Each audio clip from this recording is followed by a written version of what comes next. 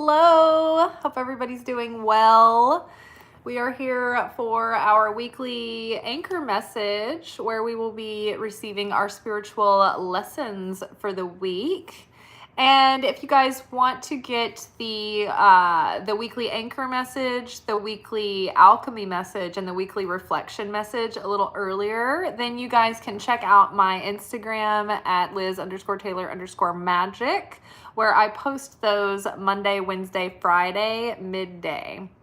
There you can also see the full picture and see the whole post, or you can go to like the post section on my actual channel page and look at them there. And usually I include the picture at the end of the video so you guys can see the full layout and like the symbolism and take it in the imagery, but I can't really do that if I'm posting the live videos. So if you want to reference the actual image, then you can go to my channel page and look at the post for these cards. All right, so let's get into the reading. We have an interesting week ahead, it seems like, and we're in an interesting moment. We have the full moon in Leo that is coming up on Wednesday. And I can't remember whether it's conjunct or opposing Aquarius, but we're in the season of Aquarius. And so this influence of Leo meeting Aquarius is like the vibe is literally the Kendrick Lamar performance at the Super Bowl. You have like the forward thinking, revolutionary, individualism of the Aquarius, right? You've got, revolution and invention and forward thinking and advancement. But sometimes that forward thinking, sometimes Aquarius can be a little bit emotionally detached. And so they can be a bit stoic. And Leo has heart. They have the fire, they have the courage, and Leo wants to stand up for others. So whereas in the lower octave, the danger of Aquarius can be a little bit cold-blooded and calculating and not thinking about the effects of advancement on the greater good. For instance, the splitting of the atom. I mean, how much good did that really give us? It basically led to nothing but destruction. And ever since then, we have lived on edge of the threat of nuclear fallout, nuclear disaster. So, it's just like these guys at this recent Ivy League school who figured out in like 2 seconds how to take your phone and create an app that would just you can just point it at somebody and then get all their personal information. And it's like, why do we need to keep trying these things out to see if we can do them? And then they were like, oh my God, this is so dangerous. We need to do something, we need to counteract this invention. But do geniuses ever consider the absolute destruction of their ideas? It's sometimes things can work against us, right? So Leo is the sign that stands up for the underdog, that stands up for what's right, the courageous lion, right? Fighting for what is good and fighting for the truth. So fighting for the sake of another and standing up for others, right? And standing up for what they believe in. The lion is, Leo's all about pride and courage, but that pride can be a vice, and that pride can be a stumbling block, right? And a snare for a person. And so that can get them in trouble too. So something big and showy and bold and courageous, and something hopefully that is going to be humanitarian and bring unity and bring the people together. So in the grand scheme of things, we sort of talk about life as being the Netflix series, the show Us, right? And so if we are in the new season of the show Us, Life, then January and the first couple of weeks of February have really set us up for the big plot point. you know, when you're in like the beginning of the story and you're getting to know the characters, everything the way it is, you know, and you're getting a feel for where the character is at in their life and in their progress, and what their surroundings are like, who the people are around them, and what their general world is like. Then you get 10 minutes in to the plot and there is a plot point. If you're in a series, it usually happens like at the end of the first episode in the new season. There's a plot point that turns everything on its head, and it sort of turns everything around and throws the character into the chaos that invites the character on the hero's journey. So the beginning of this year has literally been the big plot twist, the big plot points, revealing like what, who people really are, revealing people's true characters, what's really going on under the surface, what is going to be the confrontation or the point, the plot of the series. It's the confrontation is the character facing their obstacles and their challenges and their fears and trying to summon their inner strength. While they're growing on the outside of the story, they're also growing on the inside as they face off with the various obstacles and challenges that come at them on their hero's journey.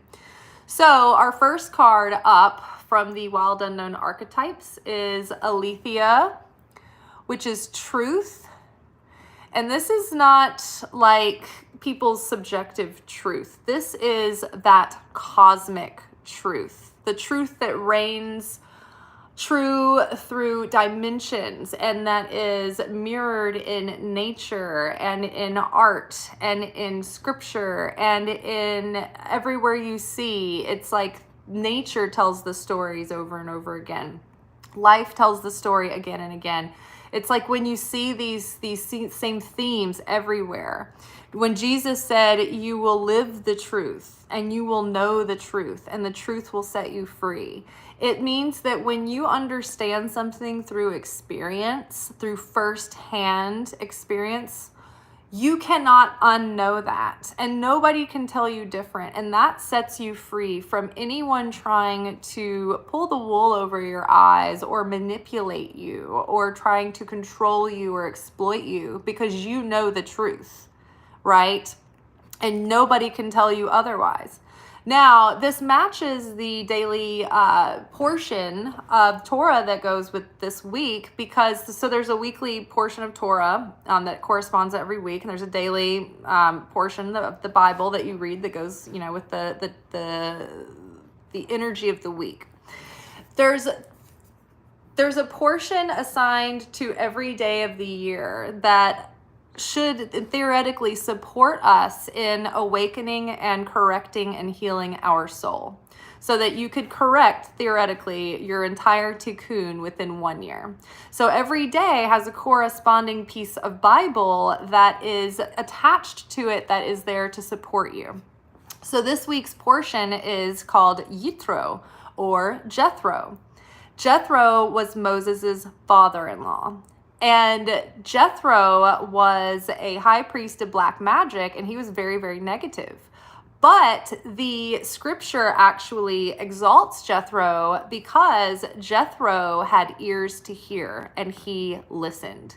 It wasn't just listening with the ears, but he listened with his heart, and his heart changed. And he took in the wisdom from Moses, and he learned about Adonai, and he decided to change his ways and become a priest of God, Hashem. And so, because he was so dark and he listened and he really changed, it exalted him above even some of the Israelites who were just tepid and they weren't listening. So basically, when we learn in Kabbalah is that where there is the most darkness, that is where the most light can be revealed. So if you are, say, just some Christian who's always had it easy and you've always believed and, you know, you're just continuing to do a good job, that's great. But it makes a bigger deal. It actually changes and shifts the scales so much because it makes such an impact, because you're changing this dark density into light. There was so much darkness there to change. What we're doing here is we're alchemizing that darkness that exists in the cosmos and changing it forever, transforming it to light, transforming hate and prejudice into unity and love. And these are eternal changes. So that forever shifts those scales of the cosmos, right? And that is our assignment here to do. So someone maintaining the status quo of being all right doesn't really push the scales. But say you're a real big piece of shit and you see the error of your ways and you've been perpetuating all this negativity, but then you change that negativity and you become a righteous person, and a sincere soul. I mean, we hear the word righteous and that gives me all kinds of bile in my mouth. But I think that has been poorly branded. A truly righteous soul has a pure heart and sincerity and humility and humbleness. And so, so we're learning that Yitro or Jethro heard the truth, and that truth set him free. And he became a very powerful, influential man alongside Moses and helped Moses delegate the basic departments of the Israelite government. Keeping, there was lots of stuff to do. They had 100,000 people, 600,000 people to keep up with. So they needed departments. And so Yitro assigned the leaders over certain services and certain services, right? They were in charge of certain things. So Alethea here, the truth right now, I mean, we just see this feeling of, we can feel it, we can see it everywhere, we can hear it everywhere, but there's just all of this tension and stirring and boiling and bubbling under the surface. And so what's happening is a great revealing of all of the darkness that's been festering that needs to be revealed in order for change, in order for healing, in order for enlightenment, in order for a shift, in order to transmute that darkness. God's power and presence will be revealed on the other side of this, but we are going through just the unpleasantness that we have to be able to show all the things that are corrupt and defiled, that need to be cleansed, that need to be corrected. And so what we're seeing right now is all of this hate and this fear and this conflict and this division coming up because we need to heal this and we need to correct it. And we need to mend this. And what is going to be mending this is the truth being revealed. When people are having this spiritual awakening, it's like they're waking up. And once they're awake and they can see, they will not unsee. They cannot unsee. So there is the Hermit card was attached to Alethea, the truth. And the Hermit is someone who has gone through the difficulty of the awakening. More than likely, they have spent time in solitude by themselves because they were going through the awakening and maybe nobody else was around them, right? So, you have people who have gone through the path of the hermit that have come to an awakening. They've gone through the process. And so then they're here. I've gone up the mountain. I've seen the path ahead. I brought the light down. I can show you guys up. I can show you the way. So the people who have been discovering this truth already and have been doing the healing work, these are the light workers that are here now that have to show up. This is go time, guys. Dress rehearsal is over. The light work is now. It needs to be done. So we have to show up and hold this light for others and be the light for other people. And it's not the most pleasant job to be given during this time, but we are needed more than ever. So as much as it is tempting to want to numb out and avoid doing the inner work and avoid the process and avoid all the noise, this is where the rubber hits the road. And this is what we were born for. This is our purpose right here. So navigating these times and helping others and trying to hold the light for others. And we can't force it. People have to wake up on their own. You can try, you can shake them, you can throw water on them. It doesn't matter. They cannot understand or comprehend until their soul allows them to comprehend, until their consciousness comes on board with that. We just have to do the best we can to try to, it's like when people have amnesia, or when people are starting to get dementia, and you can't like shake them out of it. You can't tell them directly, because it will throw them into shock and it will make them even more confused, and their mind will fight that reality. So you have to try to hopefully bring them around things that trigger their memories and trigger the truth inside of them. Things that maybe catch them off guard or sneak in from the side door. It's like trying to wake someone up from a night terror. You can't just go in and shake them awake. It doesn't work like that. They end up going into a violent episode and a fit. So it's very similar.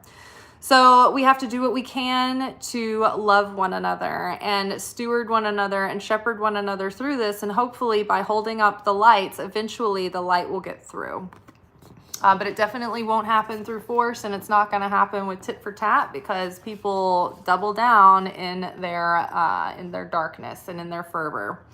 So masks are coming off. We are seeing people's true colors and who they really are and what they really stand for. And a lot of it is real ugly. And a lot of it is things that we have not wanted to see. And it's very difficult to see this coming through, out. It's like, the whole world is just like on fire right now, and it's not pleasant. It's not pleasant to be in, and then we'd be lying if we said that it was. And I'd be wasting all of y'all's time if we sat here and didn't mention anything that was happening, right? So masks are coming off. Right now, it is important to be true to your heart of hearts and not just get sucked in on a bandwagon, and we have to go deep within. And sometimes that might mean you might have to separate yourself from the group, from the crowd, and to go back and to recalibrate and to find your own inner thoughts again, and your own voice and your own inner compass, because everything is twisted right now, for sure. We are in, like, when we say unprecedented, like this unprecedented is the new precedented.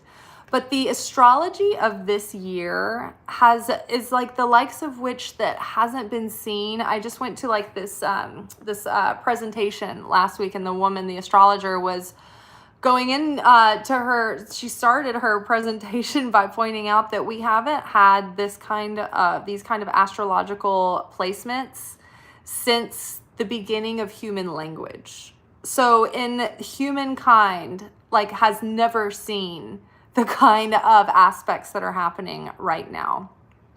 Historically, politically, technologically, like, everything is turned up all the way. It's no human being has ever witnessed times that we are living in right now.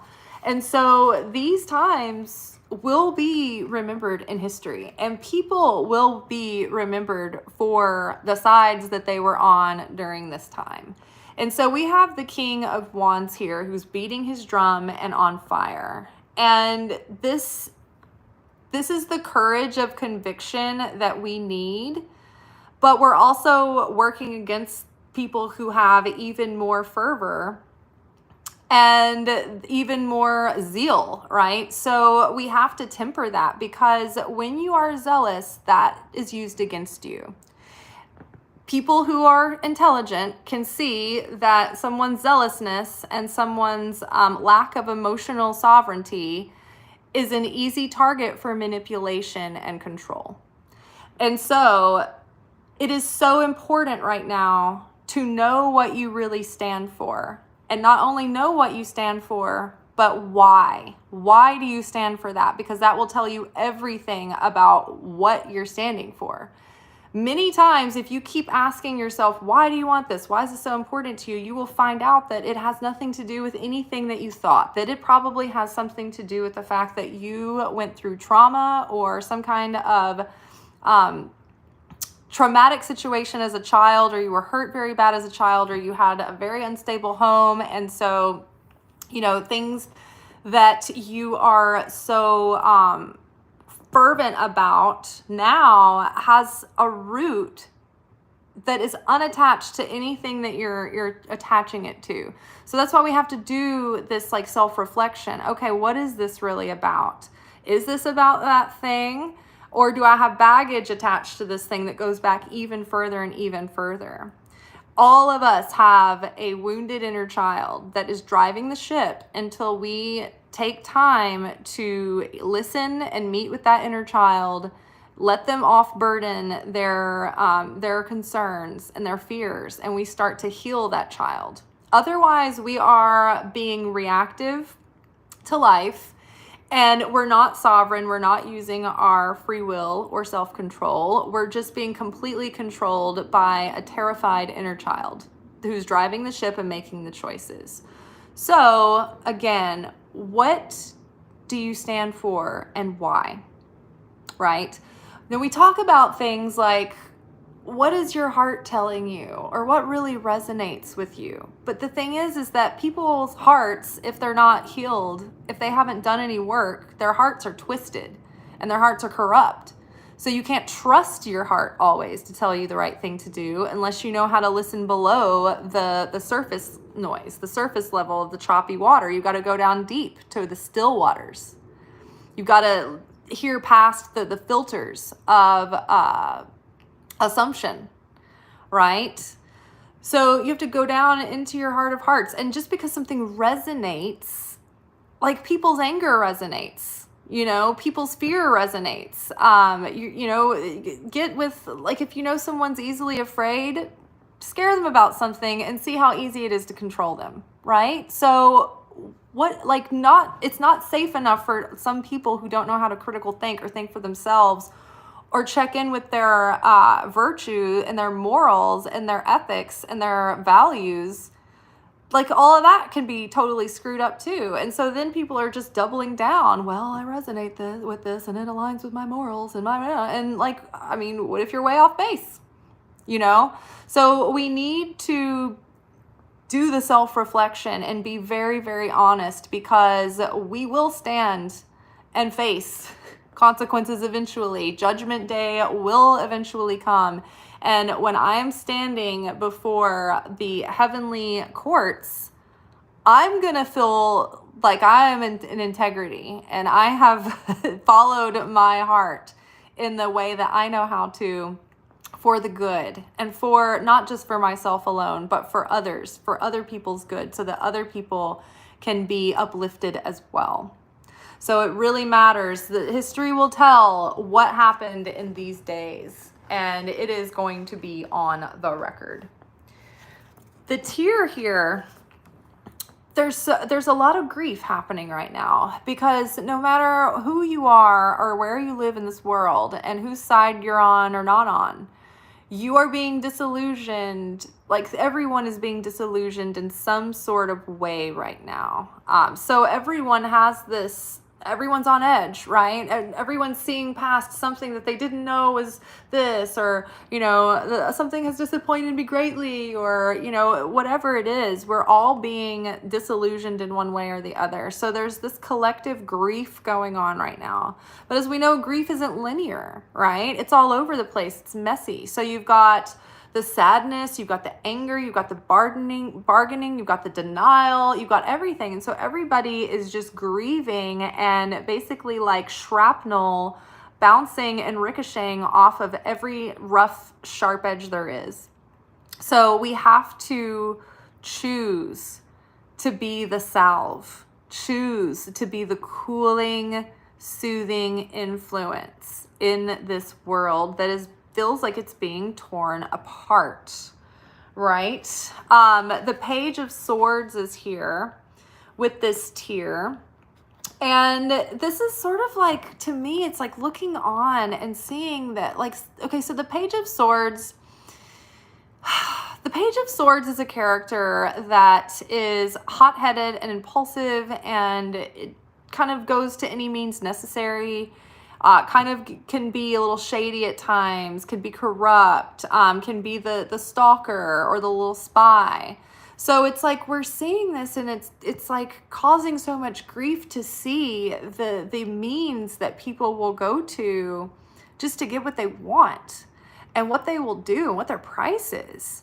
You know, it's terrifying, it's tragic. It is the holy vision of sorrow.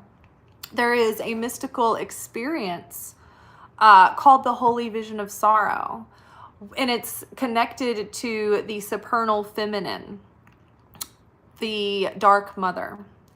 And this vision is when you are broken because you can see what the world could have been and what mankind has the potential to be and could be.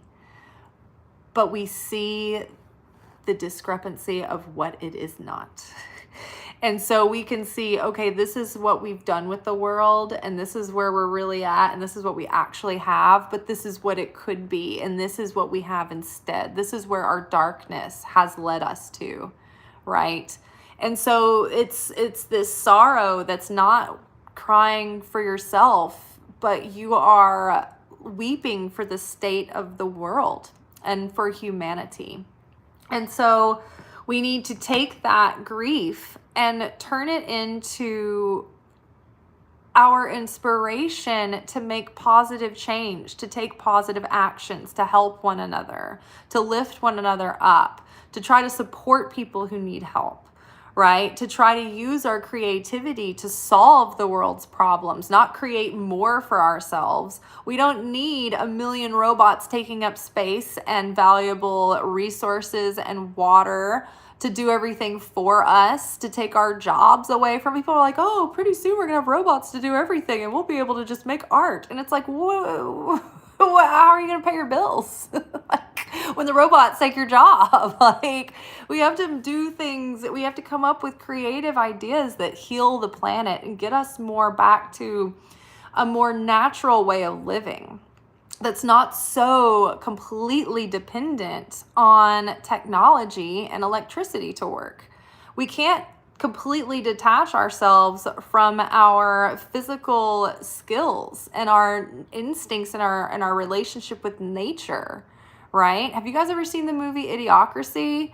It's by Mike Judge. It is prophetic. It was made in the 90s. It's a comedy. It's a satire. But we're literally on the brink of being in this movie. And it's so bad in the future that there is a character who's president that is very similar.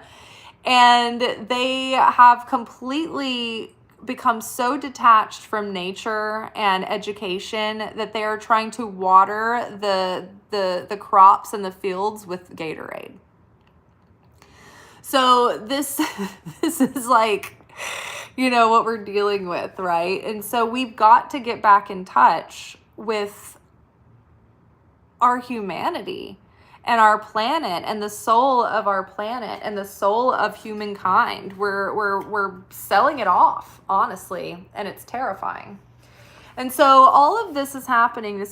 All this is becoming revealed to us so that we can see this darkness, but this is waking up the soul. This is helping us return to that true self, that higher self, that part of our spirit that is that piece of source, that light of the creator within us that is uncorruptible, that is unchangeable, that is calling to our heart and soul, trying its best to lead us in that right direction.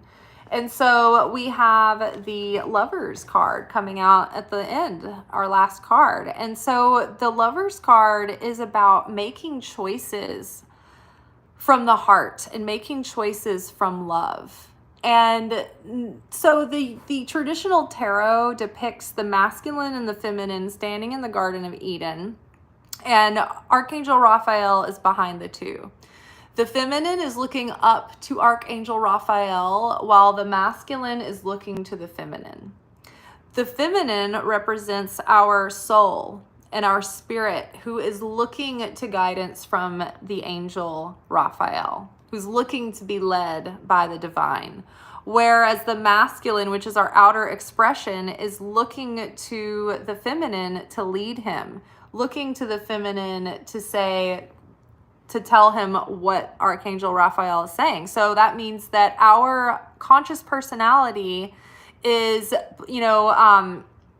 appealing to our soul for direction, and our soul is being informed through our spirit, through that direct connection with divine guidance. So we come to this Y point in the road. We're at this point in humankind where it's like, what's it going to be? You going to choose the light, or are you going to choose the dark? Because we are in a battle of light and dark here. And we have to add light to the world. It's not even enough to fight the dark, because then you're just adding to the fight. You're adding to darkness. But what we need to do is keep pushing light, pushing love, keep focusing on creating and uplifting and supporting humanity and giving to one another. Right? Now, at the same time, we do have, as far as our own goals are concerned, we might have some insights and creative insights about ways to innovate and expand. Like, for instance, somebody gave me the idea that, now I can go on live, and they were able to grow their channel, like double the subscribership by going live every day instead of posting videos. So I'm like, okay, great. That gives me some new inspiration and excitement, and it might shorten my workflow. So pay attention.